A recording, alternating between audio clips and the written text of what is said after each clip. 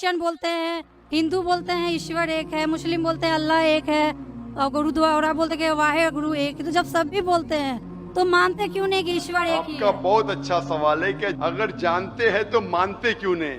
इसके मेन जिम्मेदार है धर्म के अधिकारी, धर्म अधिकारी।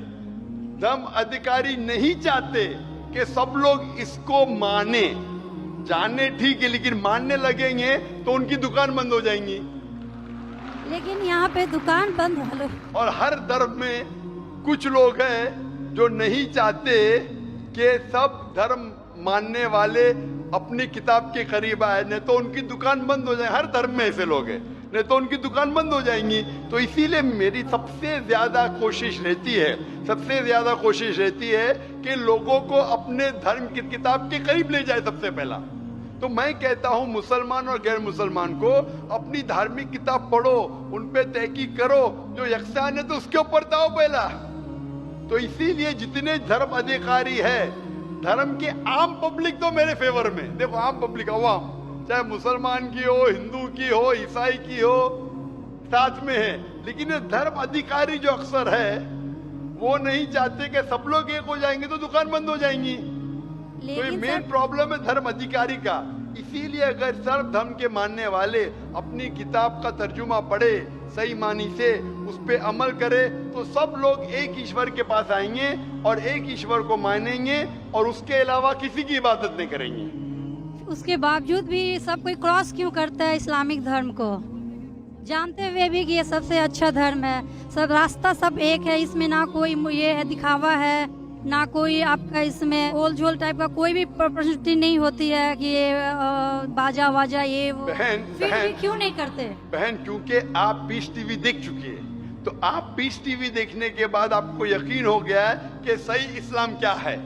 बाकी चैनल सही इस्लाम नहीं दिखा रही। बाकी चैनल दिखाते हैं कि मुसलमान टेररिस्ट है, मुसलमान दहशतगर्द है, मुसलमान जलील करते, मुसलमान ये करते, खवातीन को हक नहीं देते। तो सब लोग तो पीस टीवी नहीं देखते ना। इंशाल्लाह एक दिन आएगा जब दुनिया के अक्सर लोग पीस टीवी देखेंगे। इंशाल्लाह हमारा इरादा है कि पीस टीवी को कम से कम दुनिया की सबसे अहम 10 जबानों के अंदर फैलाए। इंशाल्लाह अल्लाह से दुआ है, क्योंकि जो मोहम्मद सल्लल्लाहु अलैहि वसल्लम की हदीस है कि इस्लाम एक दिन हर घर में पहुंचेगा।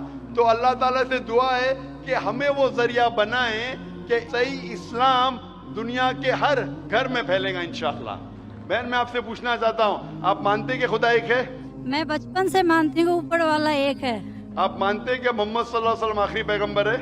हाँ, ये सब बचपन से ही पता है मुझे। तो मैं आपसे पूछता हूँ डॉक्टर श्वेता, जब आप मानते खुदा एक है, आप मानते बुत परस्ती गलत है, आप मानते मोहम्मद सल्लल्लाहु अलैहि वसल्लम आखिरी पैगंबर है, तो उसका मतलब आप मुसलमान हो चुके हैं।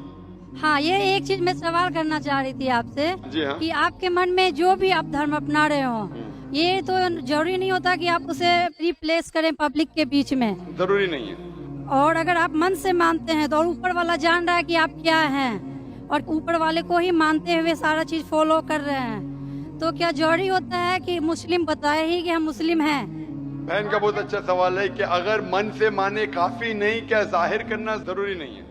अगर आपको कोई तकलीफ हो रही है, मिसाल के तौर पे अगर आपको शक लगता है कि अगर मैं जाहिर करूं तो मेरी जिंदगी खतरे में है, और ये टॉपिक के ऊपर भी है, अगर आपको लगता है कि मेरी जान खतरे में है, ऐसे माहौल में है, ऐसे इलाके में आप है, 99% से ज्यादा गैर मुस्लिम हैं और जंग का माहौल है और पता चल जाएगा मैं मुस्लिम हूं, तो कुरान की आयतें, अगर आपकी जान खतरे में है तो आप शिर्क भी कर सकते हैं, लेकिन दिल में ईमान होना चाहिए।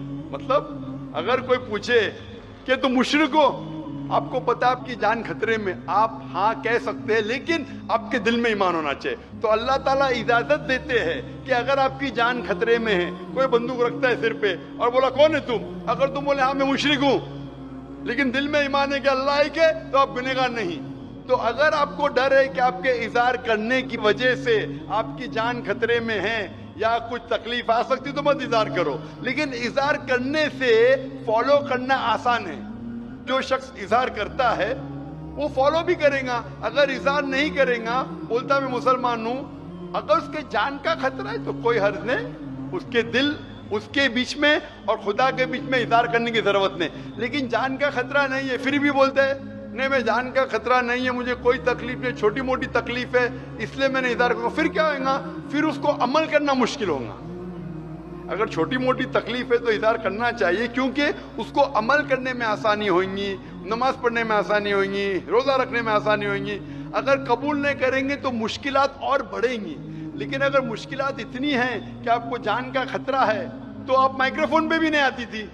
मैं भी फील्ड में हूं ना बहन, अगर आपको जान का खतरा होता था तो माइक्रोफोन पे आके आप बोलती भी नहीं थी कि मैं बुत परिस्थिति के खिलाफ हूं, मैं खुदा में मानती हूं। जब इतना बोल दिए तो मुझे यकीन है आपके जान का खतरा नहीं है।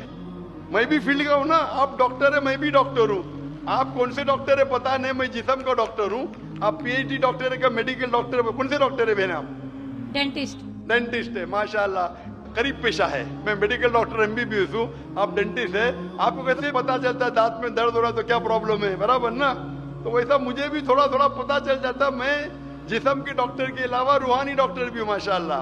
तो मुझे पता आपको जान का खतरा नहीं है। तो जान का खतरा नहीं है तो मेरी ये राय है, इज़हार करने से आपको अमल करने में और आसानी होगी। ये मुझे पता है। पता आपको ना? हाँ। तो आपको जान का खतरा है? अब मैं अभी क्लियर नहीं कर सकती कुछ भी आपसे। और एक लास्ट सवाल ठीक है पूछना इंशाल्लाह। चाहती हूँ लेकिन आपसे। आप मेरे नजदीक आप मुस्लिम हैं, इंशाल्लाह अल्लाह आपको और हिदायत दे जानने के लिए और अमल करने के लिए भी बहन।